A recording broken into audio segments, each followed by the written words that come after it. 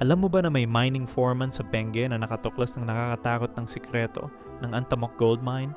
Si Roberto Valdez, dating foreman ng isang mining company, hindi makakalimutan ang nangyari noong 2 taon na nakalipas. Pagkabalik niya sa site kinaumagahan, nakita niya ang mga heavy machinery na nakakalat sa lupa. Hindi lang basta nakakalat, nakaayos ang mga parts sa hugis ng mga sinaunang ritual pattern ng mga ibaloy. Pero doon pa lang nagsisimula ang kakaibang mga pangyayari.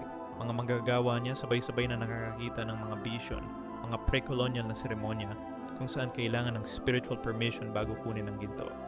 May mga nakakakita rin ng mga multo na nakasuot ng traditional Cordillera clothing na parang nagko-comment sa mga landslide para harangin ang mga access road. Nalaman ni Roberto sa mga matatandang records na ang mga successful mining operations dati may mga sikreto palang kasunduan sa mga babaylan. Monthly appeasement ceremonies ang ginagawa nila.